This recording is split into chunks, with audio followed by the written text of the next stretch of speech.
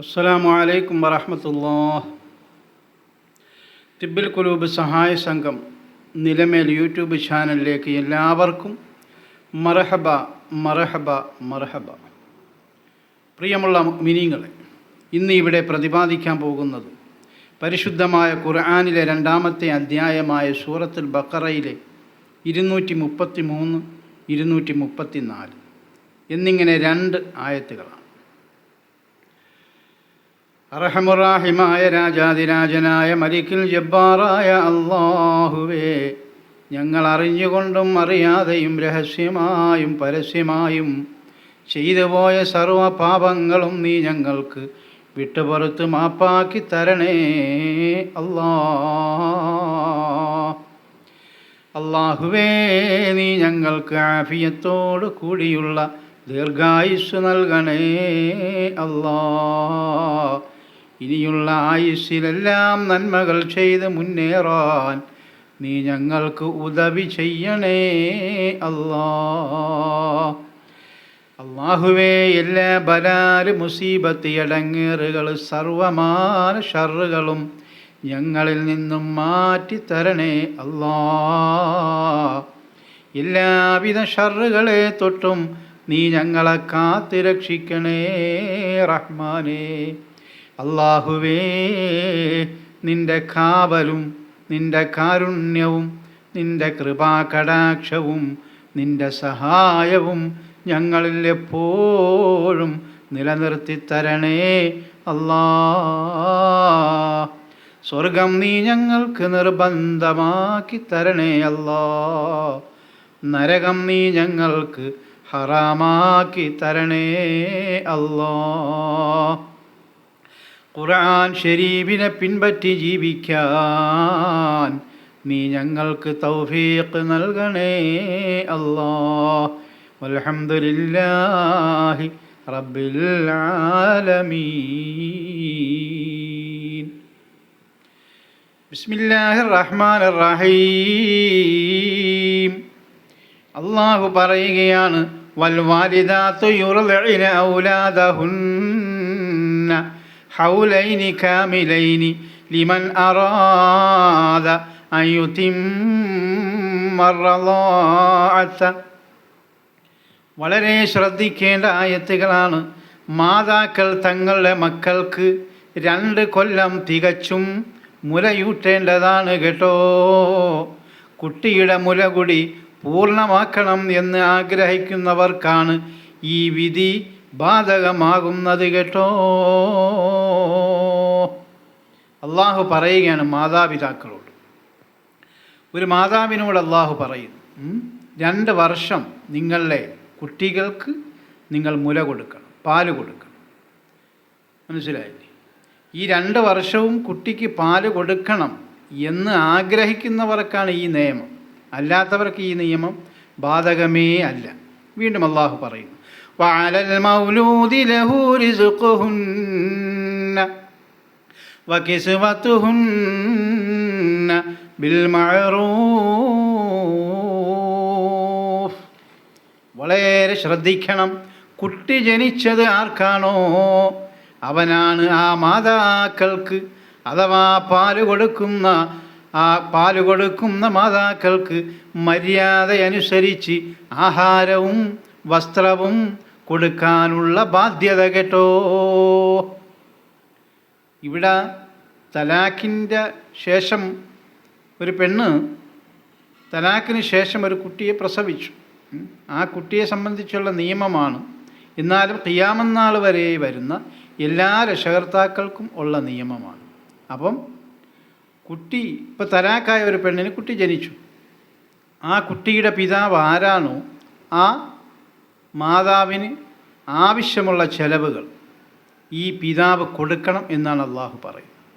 ഇനി തലാഖല്ലാതെ നല്ലതുപോലെ ദാമ്പത്യ ജീവിതം മുന്നോട്ട് നയിക്കുന്ന ദമ്പതികൾക്കാണെങ്കിലും ഈ ഭാര്യയ്ക്ക് അവർക്കാവശ്യമുള്ളതായ ചിലവുകൾ ഈ ഭർത്താവ് കൊടുക്കണം എന്നാണ് അള്ളാഹു പറയുന്നത്.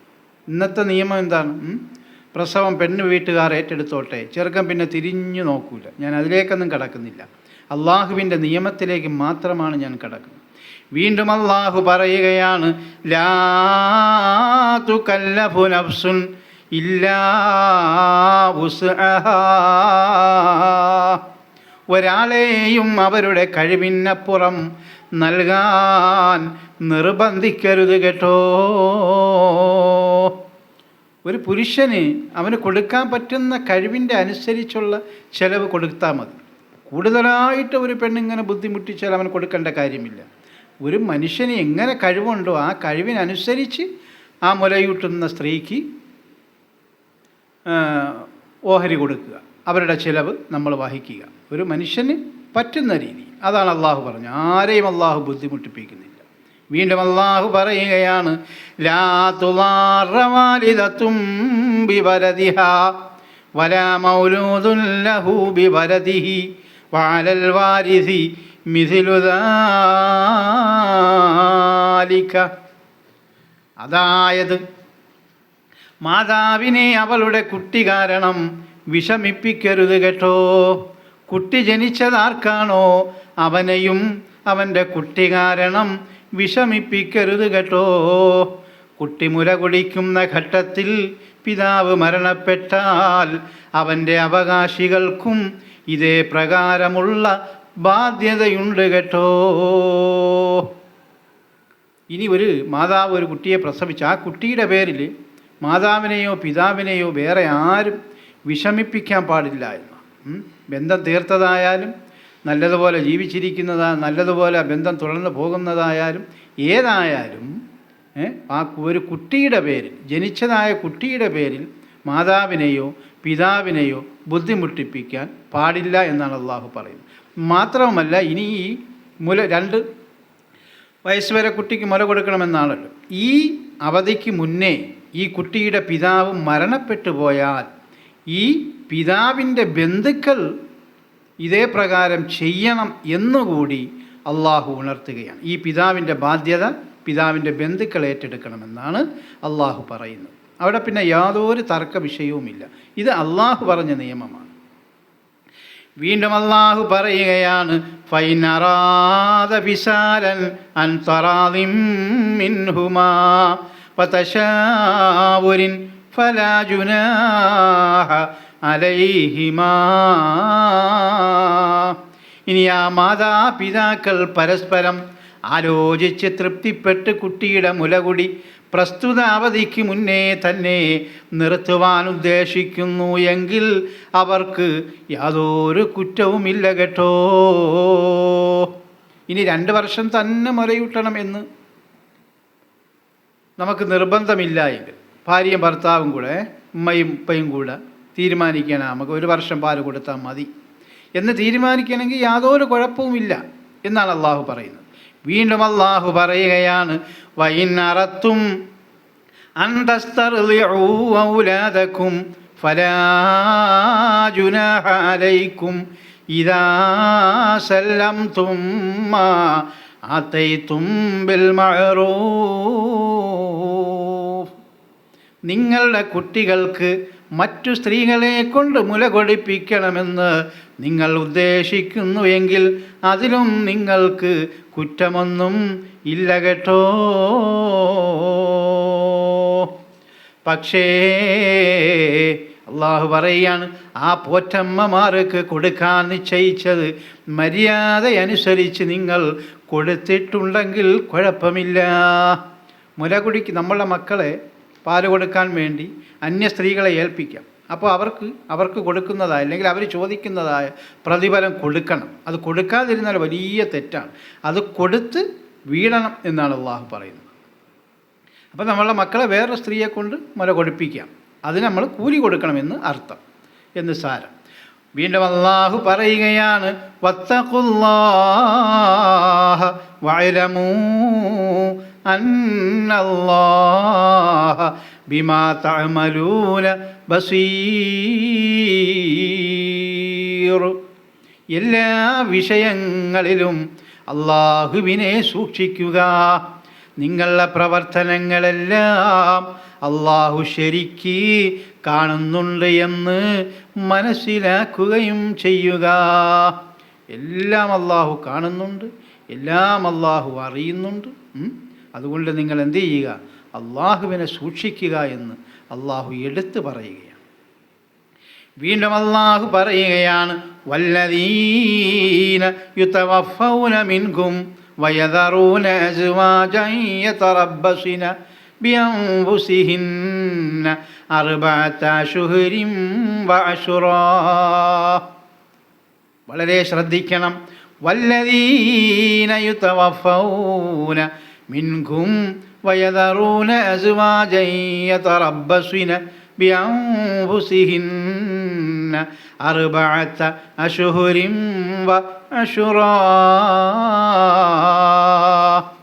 അല്ലാഹു പറയുകയാണ്, നിങ്ങളിലാരെങ്കിലും തങ്ങളുടെ ഭാര്യമാരെ വിട്ടും കൊണ്ട് മരിച്ചുപോയാൽ ആ ഭാര്യമാർ സ്വന്തം ദേഹങ്ങളുമായി 4 മാസവും 10 ദിവസവും കാത്തിരിക്കേണ്ടതാണ് കേട്ടോ. അപ്പോൾ ഒരു ഭർത്താവ് മരണപ്പെട്ടു പോയ ഭാര്യ, അവൾ 4 മാസവും 10 ദിവസവും കാത്തിരിക്കണം. അത് ഇദ്ദയാണ് അവളുടെ. മുമ്പ് നമ്മളൊരു ഇദ്ദ പറഞ്ഞു, വിവാഹബന്ധം വേർപെടുത്തിയതായ പെണ്ണ്. ആ പെണ്ണ് ഇദ്ദ ഇരിക്കേണ്ടത് 3 മാസം, 3 ആർത്തവത്തിൻ്റെ സമയം. ഇൻഷാ അല്ലാഹ് ആലാപനത്തിൽ നമുക്ക് വിശദമായി പഠിക്കാം.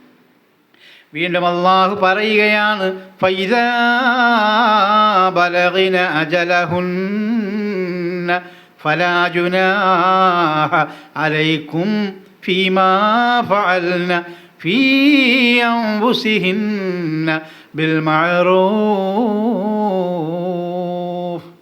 ശ്രദ്ധിച്ച് മനസ്സിലാക്കണം. ഫൈദാ ബലഗിന അജലഹുന്ന ഫലാ ജുനാഹ അലൈക്കും ഫീമാ ഫഅൽന ഫീ അൻഫുസിഹിന്ന ബിൽ മഅറൂഫ്. അങ്ങനെ അവരുടെ അവധി എത്തിക്കഴിഞ്ഞാൽ, ആ ഇദ്ദയുടെ സമയം കഴിഞ്ഞാൽ, മര്യാദയനുസരിച്ച് സ്വന്തം കാര്യത്തിൽ അവർ പ്രവർത്തിക്കുന്നതിൽ നിങ്ങൾക്ക് കുറ്റമൊന്നും ഇല്ല കേട്ടോ. ഭർത്താവിൻ്റെ കുടുംബത്തെയും സ്ത്രീയുടെ രക്ഷകർത്താക്കളെയും അറിയിക്കുകയാണ്. എന്ന് വെച്ചാൽ, ഇപ്പം ഇദ്ദ കഴിഞ്ഞ് തലാക്ക് ചൊല്ലിയ പെണ്ണാണെങ്കിലും ഭർത്താവ് മരണപ്പെട്ട പെണ്ണാണെങ്കിലും അത് എത്ര വയസ്സായാലും അവരുടെ ആ ഇദ്ദ സമയം കഴിഞ്ഞാൽ ആ പെണ്ണ് സ്വതന്ത്രമായി. പിന്നെ അവർക്ക് സ്വതന്ത്രമായി ചിന്തിക്കാം. അവർക്കൊരു പുരുഷന് വേണമെന്നുണ്ടെങ്കിൽ, അവർക്കൊരു ഭർത്താവിന് വേണമെന്നുണ്ടെങ്കിൽ അവർക്ക് സ്വന്തമായി തിരഞ്ഞെടുക്കാം. അതിൽ ഈ ഭർത്താവിൻ്റെ മുൻ ഭർത്താവ്, മരിച്ചുപോയ ഭർത്താവിൻ്റെയോ അല്ലെങ്കിൽ തലാക്ക് ചൊല്ലിയ ഭർത്താവിൻ്റെയോ ഒന്നും ബന്ധുക്കളോ അവരുടെ ആൾക്കാരോ ആരും ഇതിൽ ഇടപെടുകയോ ഈ പെണ്ണിൻ്റെ രക്ഷകർത്താക്കൾ ഇടപെടുകയോ ചെയ്യാൻ പാടില്ല. അതിനെ വിലക്കാൻ പാടില്ല. അപ്പോൾ ഒരു പെണ്ണിന്, ഒരു വിധവയായ സ്ത്രീക്ക് അല്ലെങ്കിൽ ഒരു തലാക്ക് ചൊല്ലിയ പെണ്ണിന് ഒരു വിവാഹം അനുയോജ്യമാണെങ്കിൽ അവൾക്കറിയാം. അതുകൊണ്ട് അവൾക്കത് കണ്ടെത്താം എന്നാണ് അള്ളാഹു പറയുന്നത്. അതിൽ നിങ്ങളാരും വിലങ്ങ് തടിയാകരുത്. ഇന്ന് എത്രയോ മാതാപിതാക്കൾ വിഷമിച്ചിരിക്കുന്നെന്നറിയാം. ഭർത്താവ് മരണപ്പെട്ടു പോയി, മക്കൾ പ്രായമായി പെണ്ണും കെട്ടി, എന്നാലും അവരുടെ മനസ്സിൻ്റെ ആ വിങ്ങലുകൾ തീരുന്നില്ല. അത് മരിക്കുവോളം കാണും. അപ്പോൾ അവർക്കൊരു വിവാഹം കഴിക്കാൻ ഈ മക്കൾ തടസ്സമാണ്, അല്ലെങ്കിൽ ഈ ബന്ധുക്കൾ തടസ്സമാണ്. അങ്ങനെ നിങ്ങൾ തടസ്സം വെക്കരുതേ എന്നാണ് അള്ളാഹു പറയുന്നത്. അങ്ങനെ നിങ്ങൾ തടസ്സം വെച്ചാൽ അത് ശിക്ഷാർഹമാണ്. അള്ളാഹു നിങ്ങളെ നിയമ നടപടിക്ക് വിധേയമാക്കും. അപ്പോൾ അതുകൊണ്ട് ഏതെങ്കിലും വിധവയായ സഹോദരിമാരോ അതല്ലെങ്കിൽ തലാക്ക് ചെയ്ത സഹോദരിമാരോ അവർ ഏത് പ്രായക്കാരാകട്ടെ, അവർക്കൊരു വിവാഹം വേണമെന്ന് തോന്നിയാൽ അവരൊരു പുരുഷനെ കണ്ടെത്തുക, അവർ വിവാഹം ചെയ്യുക മര്യാദ അനുസരിച്ച്. മനസ്സിലായി? ഇസ്ലാം പറയുന്നതനുസരിച്ച് വിവാഹം ചെയ്യുക. അങ്ങനെ വിവാഹം ചെയ്യുമ്പോൾ 50-ാം വയസ്സിൽ അവർ കിളവിക്കിനി വിവാഹം എന്ന് കളിയാക്കിയാൽ നമ്മളുടെ അമലുകൾ പൊളിഞ്ഞു പോകുന്നതിനോടൊപ്പം തന്നെ, നമ്മൾ നരകത്തിലേക്ക് ചെന്ന് പതിക്കുന്നതിനോടൊപ്പം തന്നെ അള്ളാഹുവിൻ്റെ വാക്കിനെ നമ്മൾ കാറ്റിൽ പറത്തുകയാണ്. അള്ളാഹുവിൻ്റെ വാക്കിന് യാതൊരു വിധമായ വിലയും നമ്മൾ കൽപ്പിക്കുന്നില്ല എന്ന് സാരം. കാരണം ഫൈദാ ബലഗിന ജലഹുന്ന ഫലാ ജുനാഹ അലൈക്കും ഫീമാ ഫഅൽന ഫീ അൻഫുസിഹിന്ന ബിൽ മഅറൂഫ്. അങ്ങനെ അവരുടെ അവധി എത്തിക്കഴിഞ്ഞാൽ മര്യാദ അനുസരിച്ച് സ്വന്തം കാര്യത്തിൽ അവർ പ്രവർത്തിക്കുന്നതിൽ നിങ്ങൾക്ക് കുറ്റമൊന്നുമില്ല കേട്ടോ. അവർ വേറെ ഒരു ഭർത്താവിനെ തേടി അവർ വിവാഹം കഴിച്ചാൽ നിങ്ങൾക്ക് കുറ്റമില്ല. അവളെ നിങ്ങൾ ശകാരിക്കാനും പാടില്ല കേട്ടോ. ഇന്നത്തെ മക്കൾ ഉമ്മാക്ക് 50 വയസ്സായി, ഈ മകന് അല്ലെങ്കിൽ പെൺമക്കൾക്കോ ഒക്കെ മക്കളും കാണും. അപ്പോൾ ഇവർക്ക് കൊച്ചുമക്കളുമായി. എന്നിരുന്നാലും ഇവർ 50-55 വയസ്സായിരുന്നാലും പെണ്ണാണ്, അള്ളാഹുവിൻ്റെ സൃഷ്ടിയാണ്.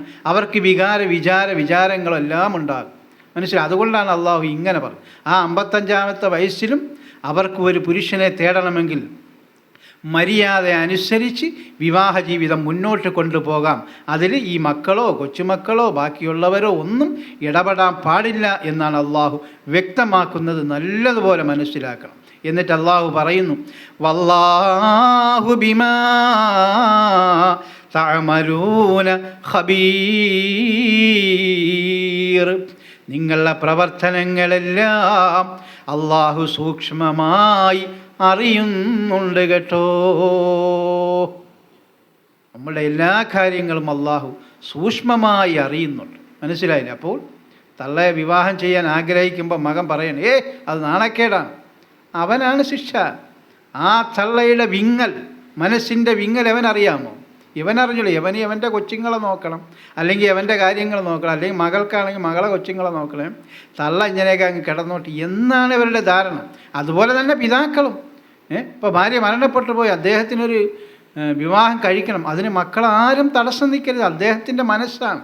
മനസ്സിലായില്ലേ? 50 വയസ്സായാലും 80 വയസ്സായാലും 120 വയസ്സായാലും അദ്ദേഹത്തിനൊരു വിവാഹം കഴിക്കണമെന്ന് തോന്നിയാൽ നമ്മളുടെ ഈ മക്കൾ പ്രോത്സാഹനം ചെയ്യുകയും അതിന് വേണ്ടുന്ന സഹായ സഹകരണങ്ങൾ ചെയ്തു കൊടുക്കുകയും ചെയ്യണമെന്നാണ് അള്ളാഹു ഈ ആയത്തിൽ കൂടി നമ്മെ വളരെ വ്യക്തമായി ഉണർത്തുന്നത്.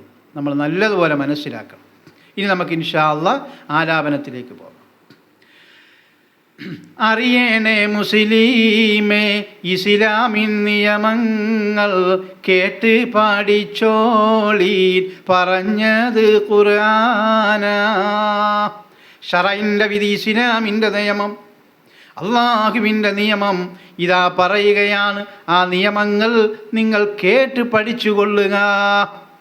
അള്ളാഹുവിൻ്റെ നിയമമാണ് നമ്മൾ പാലിക്കേണ്ടത്, അല്ലാതെ ഇന്ത്യൻ നിയമം. അതേ ഒരു രാഷ്ട്രത്തിൽ നമ്മൾ ജീവിക്കുമ്പോൾ അവരുടേതായ നിയമങ്ങളും കൂടെ നമ്മൾ പാലിക്കണം. പക്ഷേ ഇസ്ലാമിൻ്റെ നിയമങ്ങളിൽ നമ്മൾ വെള്ളം ചേർക്കാനോ ഏതെങ്കിലും ഒരു രാഷ്ട്രീയക്കാരൻ്റെയോ രാജാവിൻ്റെയോ നിയമത്തെങ്കിൽ നമ്മൾ അടിപതറി വയ്ക്കാനോ ഒന്നും പാടില്ല. ഇസ്ലാമിൻ്റെ നിയമം തനതായ രീതിയിൽ നമ്മൾ സംരക്ഷിച്ചു കൊണ്ടുപോകണം. മനസ്സിലായി? അതാണ് അള്ളാഹു പറയുന്നത്. മനസ്സിലായി? അള്ളാഹിൻ്റെ നിയമമാണ് നമ്മൾ അനുസരിക്കേണ്ടത്. ആർക്കേലും കുട്ടികൾ ഒന്ന് ജനിച്ചാലോ വർഷവും 2 പാലും കൊടുക്കേണം. ഒരു മാതാവിനോ പിതാവിനോ ഒരു കുട്ടി ജനിച്ചു പോയാൽ 2 വർഷം നിങ്ങൾ പാല് കൊടുക്കണം കേട്ടോ. ഒരു കുട്ടിക്ക് 2 വർഷം മുലയൂട്ടിയെങ്കിൽ മാത്രമേ ആ കുട്ടിക്ക് ബുദ്ധിയും ശക്തിയും ഒക്കെ ഉണ്ടാകൂ.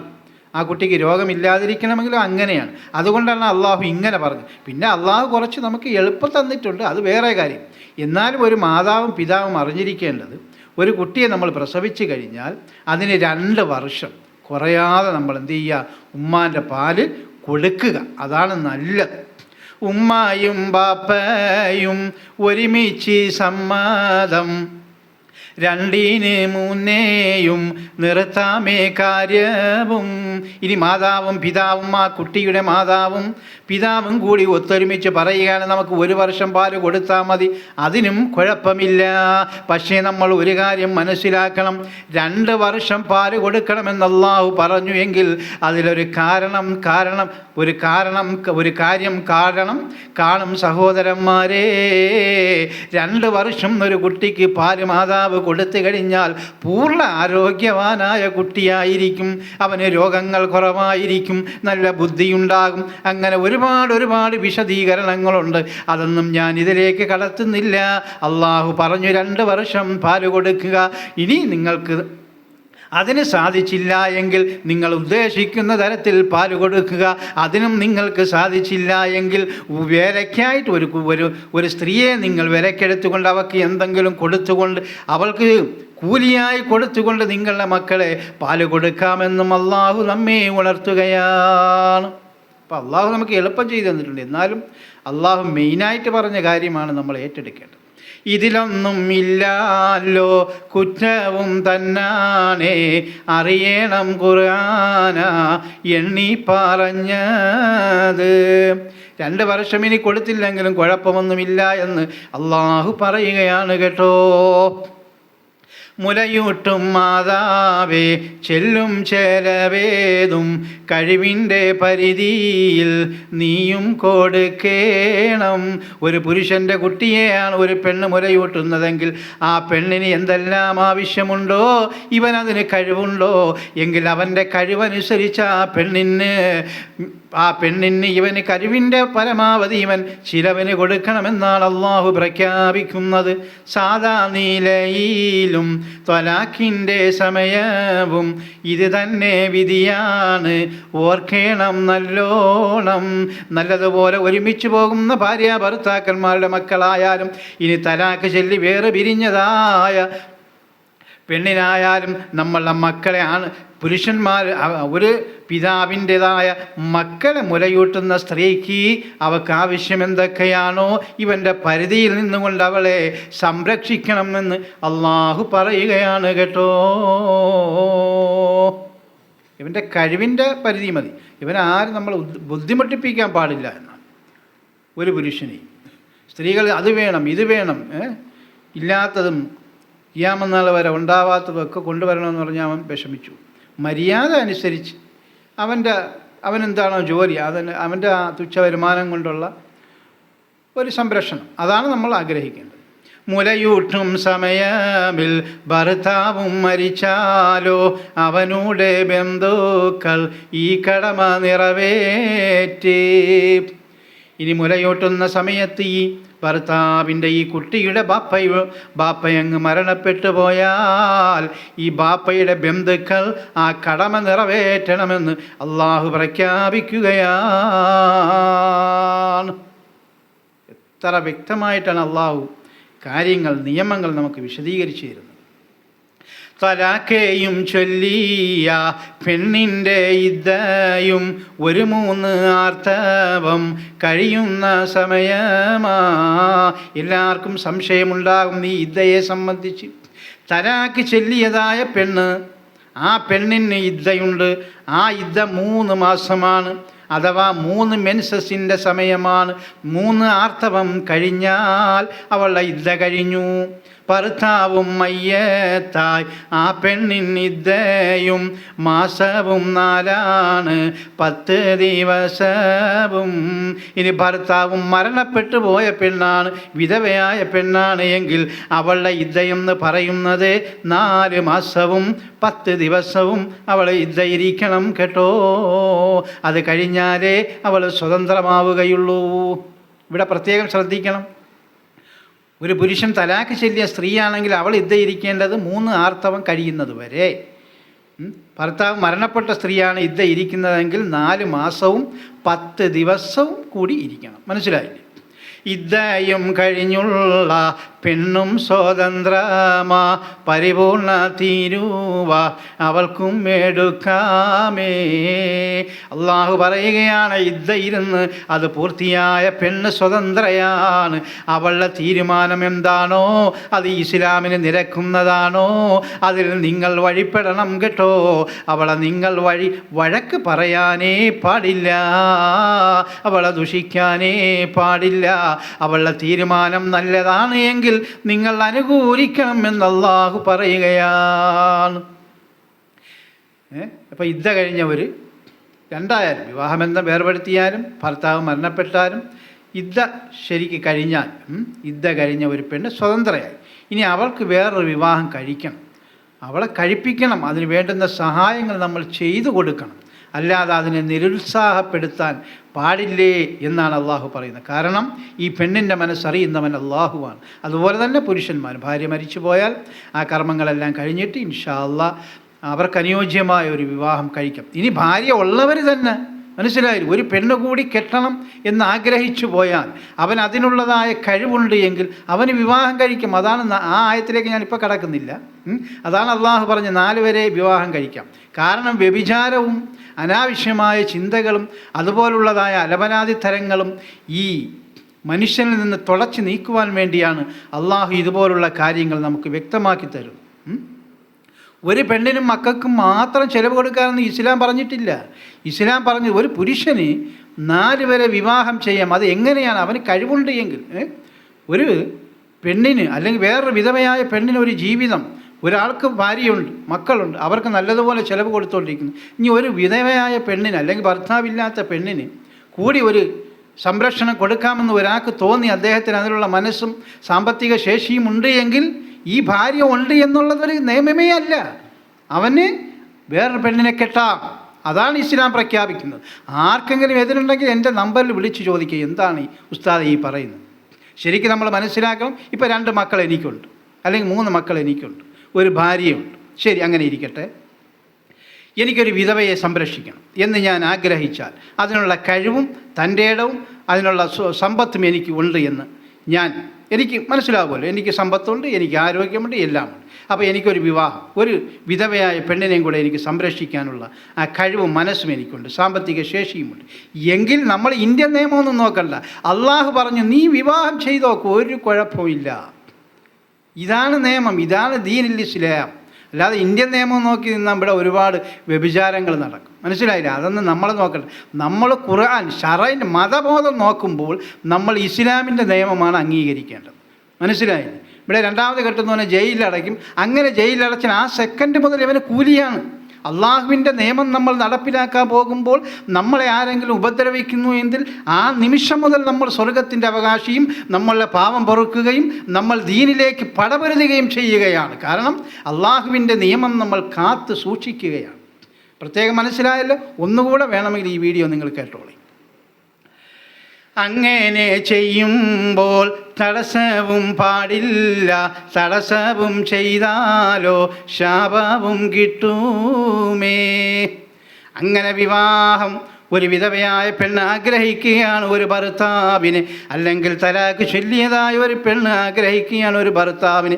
അങ്ങനെ അവൾക്ക് സ്വതന്ത്രമായ ഒരു ഭർത്താവിനെ മര്യാദ അനുസരിച്ച് കണ്ടുപിടിച്ച് വിവാഹം ചെയ്ത് ഹലാലായ രീതിയിൽ പോയാൽ അതിനെ നിങ്ങൾ കുറ്റം പറയാൻ പാടില്ല കേട്ടോ. അങ്ങനെ നിങ്ങൾ കുറ്റം പറയുകയോ നിരുത്സാഹപ്പെടുത്തുകയോ ചെയ്താൽ അള്ളാഹുവിൻ്റെ കോപം മാത്രമല്ല, മലക്കുകളുടെ കോപം മാത്രമല്ല, ഈ മനസ്സുരുകിയതായ ഈ പെണ്ണിൻ്റെ ശാപവും നിങ്ങൾക്ക് കിട്ടുമത്രേ. നല്ലതുപോലെ മനസ്സിലാക്കണം കേട്ടോ. അള്ളാഹും ഇത് തന്നെയാണ് പറഞ്ഞത്. അവൾക്കൊരു പുരുഷനെ വേണമെങ്കിൽ നിങ്ങൾ അതിന് തടസ്സം നിൽക്കരുത് കേട്ടോ. ഇതുപോലെ തന്നെയാണ് ഒരു പുരുഷന് ആപത്തുമുണ്ട്, മനസ്സുമുണ്ട് എങ്കിൽ അവനൊരു ഭാര്യയുണ്ട്, അല്ലെങ്കിൽ 2 ഭാര്യയുണ്ട്. അതൊന്നും ഒരു കണക്കല്ലടോ. അവന് ആപത്തും ആഫിയത്തും അവൻ്റെ മനസ്സും അവൻ്റെ സമ്പത്തുമുണ്ട് എങ്കിൽ അവനൊരു ഭാര്യയെ കൂടി, ഒരു വിധവയായ അല്ലെങ്കിൽ അല്ലാത്ത ഒരു പെണ്ണിനെ കൂടി അവന് പോറ്റാമെന്ന് അവൻ്റെ മനസ്സും അവൻ്റെ ആഫിയത്തും പറയുകയാണ് എങ്കിൽ അവനൊരു വിവാഹം കൂടി കഴിക്കുന്നതിൽ അള്ളാഹു അനുമതി കൊടുക്കുകയാണ്. ഇന്ത്യൻ നിയമം എനിക്കറിയില്ല, ഞാൻ ദീനുൽ ഇസ്ലാമിൻ്റെ നിയമമാണ് പറയുന്നത്. അങ്ങനെ ആ പുരുഷനൊരു വിവാഹം ചെയ്യുമ്പോൾ മൂത്ത ഭാര്യ ഓടിച്ചെന്ന് അവിടെ ബഹളമുണ്ടാക്കി, അവിടെ പ്രശ്നമുണ്ടാക്കിയാൽ അള്ളാഹുവിൻ്റെ കൽപ്പനയെ ധിക്കരിക്കുന്നവളാണ്. അല്ലെങ്കിൽ പള്ളിക്കാർ പ്രശ്നമുണ്ടാക്കാൻ പോയാൽ അള്ളാഹുവിൻ്റെ കൽപ്പനയെ അവർ ധിക്കരിക്കുന്നവരാണ് എന്നുകൂടി നിങ്ങൾ മനസ്സിലാക്കണം. മനസ്സിലായില്ലേ? 2ാമതൊരു വിവാഹം ചെയ്യാൻ പോയാൽ അവന് കഴിവുണ്ടായിട്ടാണ്, അള്ളാഹ് പറഞ്ഞിട്ടാണ്. പള്ളിക്കാരും പാവാടക്കാരും ഈ മൂത്ത ഭാര്യക്കാരും ചെല്ലരുത്, അത് നിയമവിരുദ്ധമാണ്. പിന്നെ നിങ്ങൾക്ക് ഇന്ത്യൻ നിയമം അനുസരിച്ച് കേസോ വഴക്കോ ഒക്കെ ഉണ്ടാക്കുക, അത് വേറെ കാര്യം. പക്ഷേ അതിനും അവന് വിജയം കിട്ടും. അള്ളാഹു അവന് വിജയം കൊടുക്കും. കാരണം അള്ളാഹു അവൻ്റെ ആ മനസ്സാണ് നോക്കുന്നത്. അവനൊരു പെണ്ണിനെ കൂടെ വിവാഹം ചെയ്യാൻ താല്പര്യമുണ്ട്, അവന് വ്യഭിചാരത്തിന് പോകാൻ പറ്റുകയില്ല എന്നുണ്ടെങ്കിൽ അവന് വിവാഹം ചെയ്യാമല്ലോ, ഒരു കുഴപ്പമില്ല, ചെയ്തോ. ഭർത്താവ് ഇല്ലാതെ ഒരു പെണ്ണ് നിന്നാലോ ശരിയായ രീതിയും അവളിലും ഇല്ലെന്നേ. 95 വയസ്സായ ഇത്തമാരാണെങ്കിലും 95 വയസ്സായ സഹോദരിമാരാണെങ്കിലും അവരുടെ ഉള്ളിൽ ഭർത്താവ് ഇല്ല എങ്കിൽ അവർക്കൊരു അളത്തലാണ്, അവർക്കൊരു ബേജാറാണ്, അവർക്കൊരു തുള്ളലാണ് കേട്ടോ. ആ ബേജാറ് മാറ്റണമെങ്കിൽ അവർക്കൊരു ഭർത്താവ് വേണം കേട്ടോ. അത് ഈ മകനറിയുമോ, ഈ മകൾക്കറിയുമോ? ഇല്ലല്ലോ. അവരും ആ ഗതിയിലേക്ക് വരുമ്പോഴേ അവർക്ക് മനസ്സിലാവുകയുള്ളൂ കേട്ടോ. ഉമ്മ 55-ാമത്തെ വയസ്സിൽ വേറെ ഒരു ഭർത്താവിനെ സ്വീകരിച്ചു പോയാൽ ഈ മകന് നാണക്കേടാണ്. എടവും നാണക്കേടുള്ള മനുഷ്യ, നിനക്കാണ് അള്ളാഹുവിൻ്റെ ശിക്ഷയുള്ളത്, നിനക്കാണ് അള്ളാഹുവിൻ്റെ കോപമുള്ളത്, നിനക്കാണ് മലക്കുകളുടെ ശാപമുള്ളത്. അതുകൊണ്ടല്ല ചെറുപ്പക്കാരെ, ഉമ്മാക്ക് ഭർത്താവിനെ വേണോ? അതിനുള്ള പ്രോത്സാഹനങ്ങൾ ചെയ്തു കൊടുത്തുകൊണ്ട് നമ്മൾ അതിലേക്ക് സഹകരിക്കുകയും അള്ളാഹുവിൻ്റെ ഈ വിധിവിലക്കുകളെ നമ്മൾ മാനിക്കുകയും ചെയ്യണം കേട്ടോ. അതിനാലെ പെണ്ണേ നീ പ്രായവും നോക്കാതെ ശരിയായ രീതിയിൽ ദാമ്പത്യം തേടിക്കോ. ഇനി പെണ്ണുങ്ങളോടാണ് പറയുന്നത്. അങ്ങനെ വിധവകളായ സ്ത്രീകളെ, തലാഖ് ചൊല്ലിയ സ്ത്രീകളെ, നിങ്ങളുടെ ജീവിതവും മനസ്സും പുണ്ണാക്കണ്ട കേട്ടോ. നിങ്ങളെ മക്കളെ ഓർത്ത് വേറെ ഒരു വിവാഹം ചെയ്യാതിരിക്കേണ്ട കേട്ടോ. എനിക്ക് 2 കൊച്ചു മക്കളാണുള്ളത്. അതുകൊണ്ട് ഞാൻ അവരെ വളർത്തി അങ്ങ് വലുതാക്കി അങ്ങ് സ്വർഗത്തിൽ പോകാം. അത് വേണ്ട. നിങ്ങളുടെ മനസ്സിൻ്റെ ഉള്ളിലിരിപ്പ് അള്ളാഹുവിനറിയാം കേട്ടോ. നിങ്ങൾക്ക് മക്കളുണ്ട്, ശരി തന്നെ. പക്ഷേ നിങ്ങളിങ്ങനെ വിധവയായോ, തലാഖ് ചൊല്ലിയ ഭർത്താവില്ലാത്ത പെണ്ണായോ നിങ്ങൾ നടക്കാൻ പാടില്ല. ഒരുപാട് അനർത്ഥങ്ങൾ അതിലുണ്ടാകും. അതുകൊണ്ടാണല്ലോ അള്ളാഹു പറഞ്ഞത്, സ്വതന്ത്രമായി ചിന്തിക്കാൻ കഴിവുള്ള ഇദ്ദയും പരിപൂർണമായ പെണ്ണേ, നിനക്ക് വേറൊരു ഭർത്താവിനെ തേടാം, അത് നിൻ്റെ ഇഷ്ടമാണ്. അതുകൊണ്ട് എൻ്റെ പെങ്ങന്മാരെ, സഹോദരിമാരെ മനസ്സിലാക്കണം. ഭർത്താവില്ലാത്തവരാണ് എങ്കിൽ നിങ്ങൾ ഉടൻ തന്നെ വിവാഹം ചെയ്യണം കേട്ടോ. അല്ലെങ്കിൽ അവിടെ എത്ര പർദയിട്ടാലും എത്ര തഹജ്ജുദ് നിസ്കരിച്ചാലും നിങ്ങളുടെ ഇടയിൽ ഒരു പിശാച് വരും കേട്ടോ. അതിനെപ്പറ്റി ഞാൻ വിശദീകരിക്കുന്നില്ല, അതെൻ്റെ വിഷയമല്ലാത്തത് കൊണ്ട് നിങ്ങൾ ഈ അള്ളാഹുവിൻ്റെ കൽപ്പനയെ അനുസരിക്കണം, മാനിക്കണം, ബഹുമാനിക്കണം കേട്ടോ.